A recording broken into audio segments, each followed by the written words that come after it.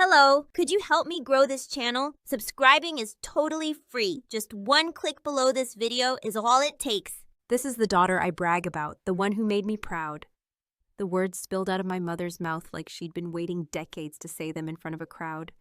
Champagne flute in hand, pink cardigan primly resting on her shoulders, and that familiar saccharine smile stretched across her face as she gestured toward my sister Ashley, glowing and pregnant in a pale yellow sundress that probably cost more than my first car.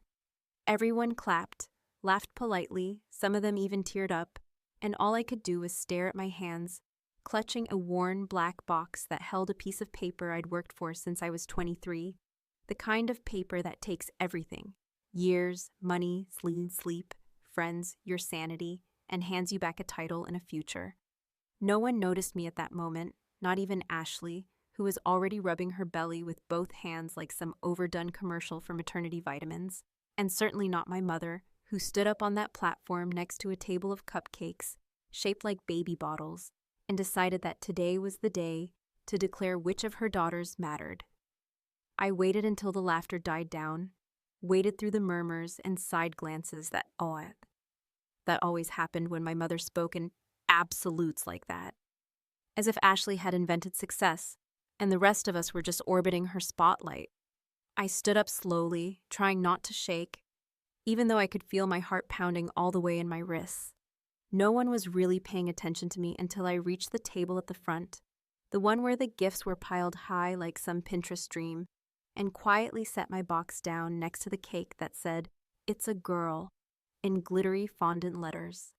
I opened the lid slowly, deliberately, and pulled out the framed diploma, the one that read Doctor of Medicine in bold, regal print, with my name etched beneath it like a battle cry that had finally made it onto parchment. And then I said nothing. That silence was the loudest thing that's ever happened to me. At first, people just looked confused, like I'd made a mistake and brought the wrong gift. My Aunt Marcy actually laughed, thinking I was making some kind of weird joke, until she caught the look on my face and slowly turned back around. Ashley's husband, whom I'd just met for the first time that day, by the way, tilted his head and tried to read the frame like it was in another language. But my mother's smile froze mid-expression, and I watched it fade in real time, like she just realized the lighting wasn't flattering or that someone else had stolen her moment. Her eyes flicked from my hands to the diploma, to my face, and for the first time in my entire life, I saw her lose control in front of a crowd. Her lips parted like she was about to say something, maybe to recover, maybe to mock me again in that subtle, elegant way she always did. But I didn't let her. I leaned in close, not loud, not theatrical, just enough for her to hear me over the growing murmur of the crowd. And I said, "You're going to want to sit down for this." She didn't.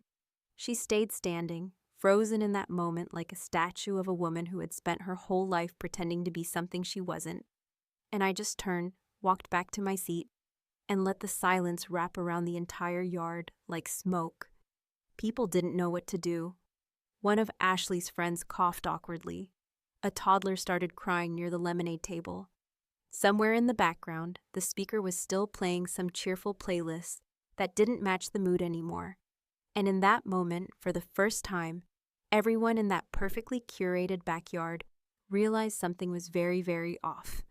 No one said a word for a good 30 seconds, and then I heard my dad, who hadn't spoken more than 5 words to me since I arrived, mutter something about needing another beer and retreating to the garage. Typical.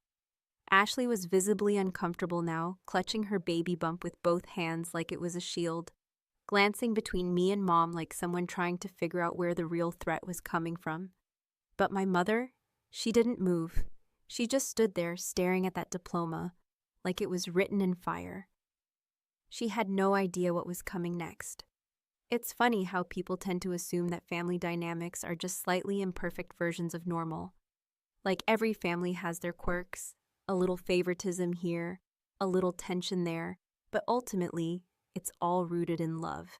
And at the end of the day, you'd still run into a burning house for each other.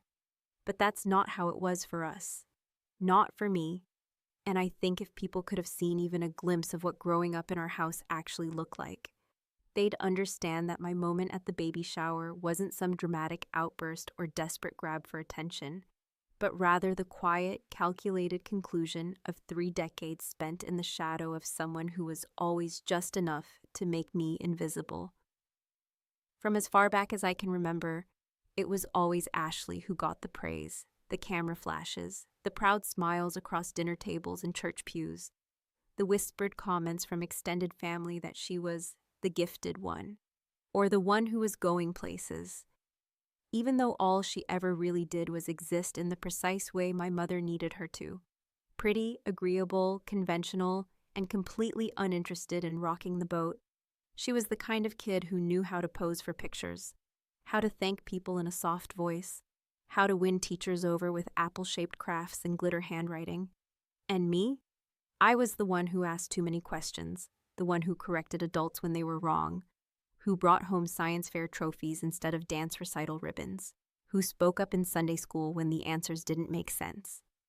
I never meant to be difficult, but in our house, anything that didn't fit into Mom's version of ideal was treated like rebellion. I think I first understood what second place really meant when I turned 10 and my mom forgot my birthday. Not entirely, not like she skipped it by accident, but more like she made a last-minute sheet cake from a boxed mix, stuck 3 mismatched candles in it, and mumbled something about how things had just been hectic and we'd do something real next weekend, which never happened because Ashley had a recital that Saturday, and then we were all too tired on Sunday.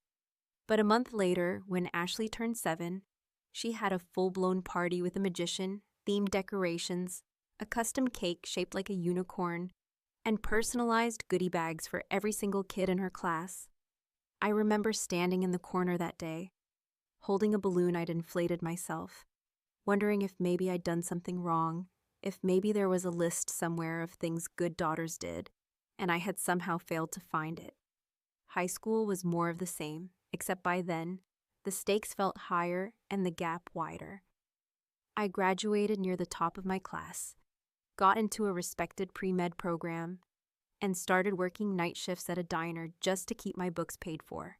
Because when I asked Mom and Dad if there was any college funds set aside for me, they both sort of exchanged that look, like I was asking for too much again, and said they'd used what they had helping Ashley get her cosmetology license.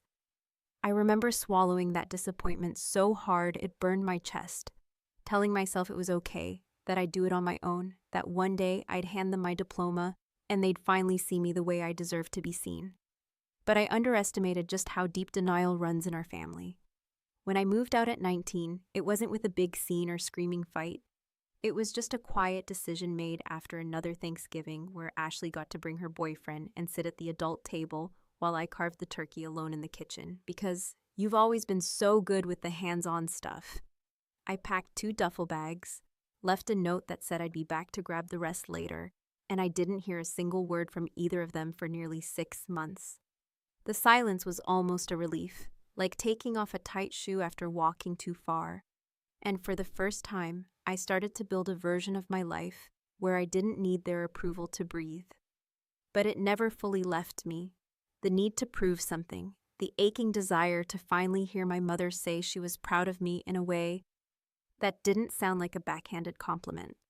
I chased it through 10 years of night classes, accelerated programs, and clinical rotations that left me with bruises on my legs and bags under my eyes, because somewhere deep down, I believed that if I could just become someone objectively impressive, someone whose accomplishments couldn't be brushed aside or ignored, then maybe, just maybe, she'd finally look at me with something other than polite tolerance. That hope got quieter over time, but it never fully died, even as I spent Christmases alone, birthdays with classmates instead of family, and called Ashley once, just once, to ask if Mom had mentioned me, and heard her hesitate before saying, "Not really, but she always says you were independent, like she didn't need to worry about you." That sentence echoed in my head for years, wrapped in layers of implied rejection, and by the time the baby shower invite arrived in the mail, a thick pastel envelope with gold lettering and a handwritten note that said, "Can't wait to finally see you doing well.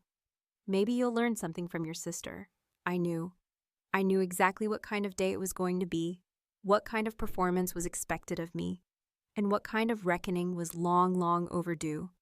I showed up not because I wanted to mend fences, but because I wanted them to see, really see, for the first time, what it looked like when the daughter they forgot learned how to stop asking for permission.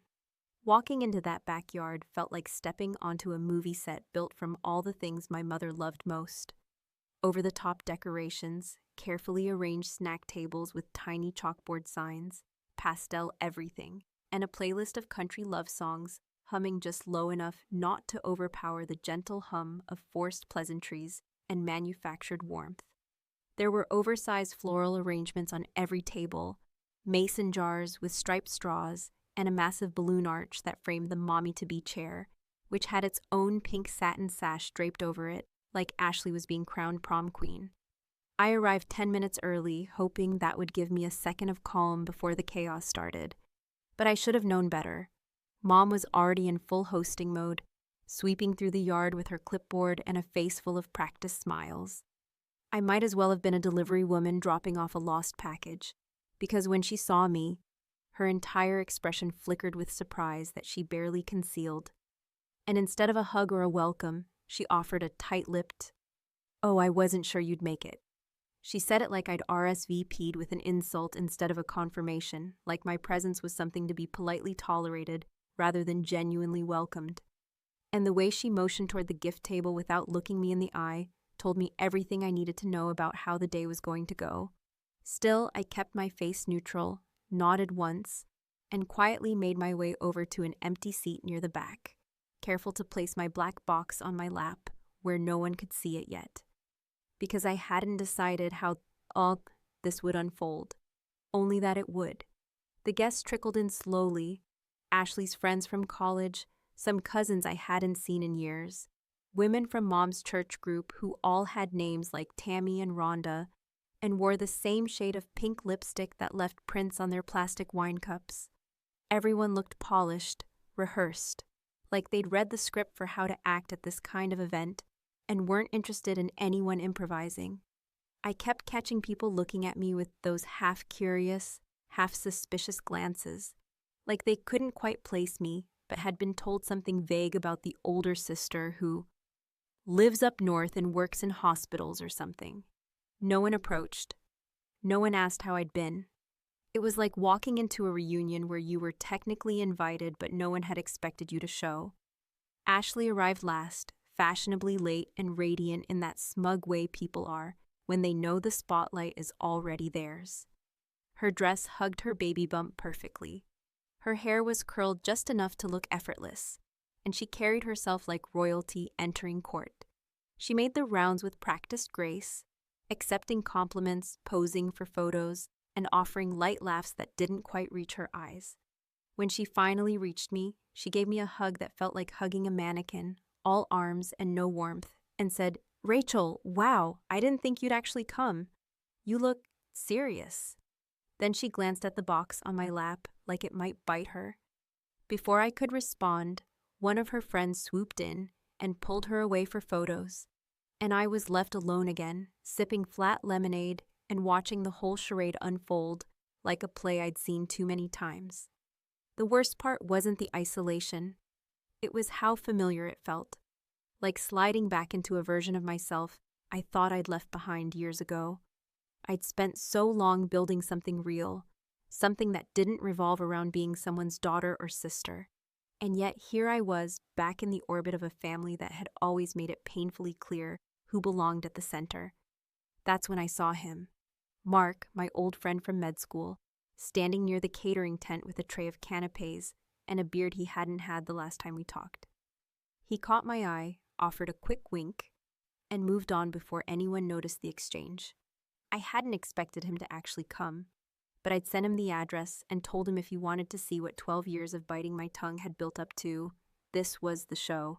He had taken a gig working with a small event staffing company while waiting on his residency paperwork to clear, and he jumped at the chance to witness this chapter firsthand. By the time the first games started, diaper-changing contests, baby food taste tests, and other nonsense that no grown adult should be expected to fake enthusiasm for, I was counting down the minutes to the toast. I knew my mother wouldn't resist giving one. She lives for stages, for the performance of motherhood more than the practice of it.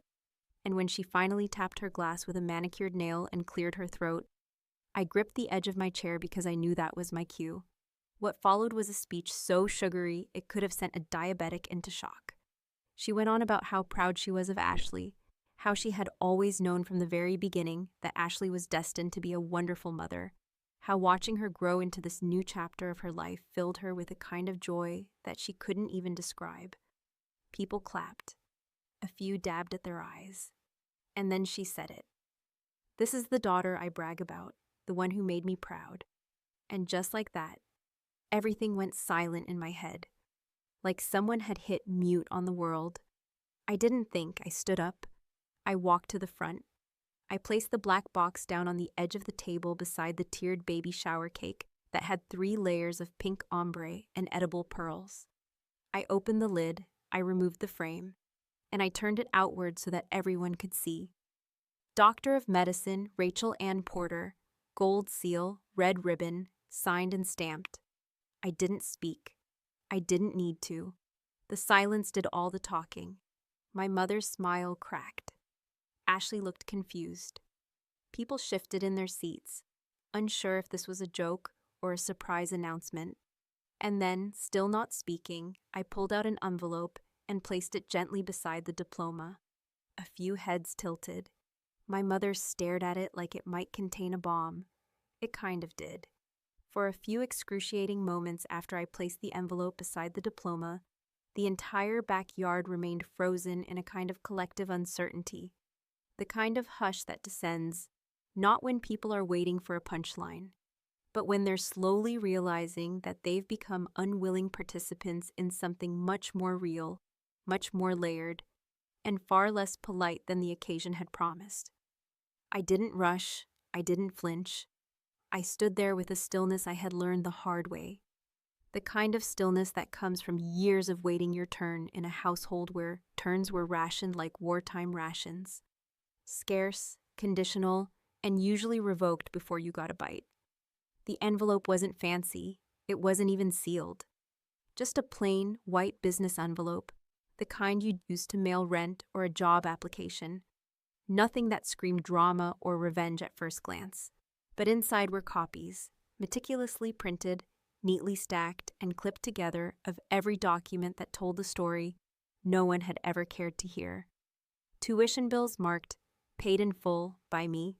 Student loan statements that showed interest building while I worked back-to-back shifts as a hospital tech just to stay afloat. Scholarship award letters with my name at the top, and congratulations that never made it to my mother's refrigerator. A spreadsheet I'd made late one night, color-coded, listing every class, every GPA score, every clinical rotation logged over 10 years. Proof in black and white of every inch I'd climbed without so much as a "we're proud of you" to lift me when my body was breaking down and my mind was screaming for rest. I didn't pass the papers around. I just opened the envelope, pulled out the first few pages, and held them in front of me like a teacher preparing to lecture a classroom that hadn't done the reading. Some of the guests squinted, confused. A few recognized the official letterhead and began to murmur. But the person I watched, needed to watch, was my mother. Her expression was caught between composure and panic, like someone trying to remember if they left the stove on during a party. But knowing full well they did. Her lips were pursed, her hands gripping the stem of her wine glass just a little too tightly, her eyes darting between the documents and the diploma like she was trying to piece together how all this had materialized without her notice, or more importantly, without her permission. "I did it all without you, I said, finally breaking the silence with a voice that didn't shake, didn't crack, but landed clean and deliberate like a scalpel. No safety net, no college fund, no pep talks. Not a single check from you or Dad. While Ashley was getting a down payment on her first condo and a new car for graduation, I was working double shifts and sleeping in borrowed apartments, eating ramen out of mugs, and stitching my textbooks together with duct tape because I couldn't afford new editions. A few heads turned toward Ashley, who had gone pale under her perfectly applied bronzer. Her mouth opened slightly, as if to defend herself, but she clearly didn't know what she'd be defending against yet. Because for once, the script wasn't written for her. I didn't come here to steal her moment, I continued, gesturing loosely toward the balloons and decorations. But let's not pretend that this wasn't always the plan. This exact setup, this exact narrative, where Ashley wins, and I'm just the complicated one with too many opinions and too little charm. I came here because someone finally needed to interrupt the fairy tale before it suffocated all of us. Mom finally spoke then, her voice sharp but quiet, like a blade wrapped in silk. Rachel, this isn't the time or the place. I turned to her slowly, as if daring her to say those words again. Isn't it? Because when you stood up there a few minutes ago and said you were proud of your daughter, you made it the time. You made it the place. She blinked, and for the first time, I saw something genuine flicker across her face. Not remorse, not empathy, but fear, the kind of fear people get when they realize the narrative they've controlled for years is no longer theirs to spin. You always wanted to do everything on your own, she said finally, as though that explanation somehow absolved her. No, I said, louder now, turning so more people could hear me. You made sure I had to. There's a difference. And the real irony? I did it. I became everything you told your friends Ashley would be, successful, independent, accomplished, and you still couldn't even say my name in your toast. Someone gasped softly. Someone else shifted uncomfortably in their seat. Ashley looked like she wanted the earth to swallow her whole, but I wasn't done. Do you know what it's like? I asked, scanning the crowd now, to work for something for over a decade with no encouragement, no backup, no you got this text, or even a damn grocery run during finals week? Do you know what it's like to graduate top of your class, to be handed a diploma in front of cheering strangers, and to look down at your phone and see 0 new messages, not even a congrats, because your family didn't show up, didn't ask, didn't care? That's when I revealed the final blow. I pulled out a second envelope, this one addressed to Donna and Gary Porter, in my own careful handwriting. This, I said, holding it up, was your invitation to my graduation. Sent 2 months ago. RSVP link, date, time, everything. You marked it maybe, and you never followed up. But I did see the Facebook photos from Ashley's gender reveal that same weekend. Pink balloons, custom cookies, big grins. I guess there was only room for one celebration. I handed the unopened envelope to my mother and stepped back, letting the silence swallow the space between us like a chasm, finally acknowledged. No one clapped. No one whispered. No one knew what to say because, for once, there were no excuses left to offer. No versions of the story that could save face without unraveling the very fabric of what they'd built around Ashley. And then, as if on cue, Mark walked over from the catering table, no tray in hand, just his phone held subtly at his side. He caught my eye, nodded once, and whispered, "Got it all." Because this wasn't just a moment, it was a record, a long overdue record. And it wasn't over yet. There's a kind of quiet that comes after emotional detonation, a strange, ringing stillness that settles over everything like dust in a room that's just been shaken to its core. People don't know whether to speak or sit still, whether to console the person they've always sided with or finally acknowledge the presence of the one they've habitually ignored. And in that backyard, surrounded by streamers and folding chairs and the faint smell of chicken salad sandwiches and overpriced vanilla candles, the only sounds left were the distant hum of traffic on the main road and the soft, persistent creak of a wicker chair swaying under someone's nervous shifting. My mother didn't say another word, didn't move to respond or reach out, or offer one of her well-rehearsed apologies that always came just a breath too late to be meaningful. She just stood there, her hand still holding the wine glass that now trembled slightly, the rim of it pressed against her lip like it was the only thing keeping her silent, while her gaze flickered back and forth between the unopened invitation envelope and the diploma she hadn't known existed until 10 minutes earlier. Ashley, for her part, had all but retreated into herself, one hand still protectively cradling her belly, her face drained of color, her earlier radiance now dimmed by the weight of seeing, perhaps for the first time, that her sister was not just a bitter inconvenience or a walking contrast, but a person who had built an entire life out of the pieces no one else wanted to pick up. A life full of grit and exhaustion and silent victories, far from the curated sparkle that had always been handed to her without question. But I didn't care to wait for them to process any of that, because I hadn't come to debate or explain or heal what had never truly been whole. I had come to reclaim something that had been stolen slowly, piece by piece, over years of being told indirectly that my achievements were too sharp, too loud, too inconvenient to celebrate in a family that preferred sweetness to substance. So I picked up my diploma, tucked the envelope under my arm, and took one last deliberate look around the yard, at the plastic tablecloths, the floating paper lanterns, the chalkboard signs saying "Bundle of Joy" and "Little Miracle," all of it screaming cheer in a place that now felt hollow and flimsy. As I turned to leave, Mark met me at the gate, slipping his phone into his back pocket with a slight tilt of his head that told me everything had been captured.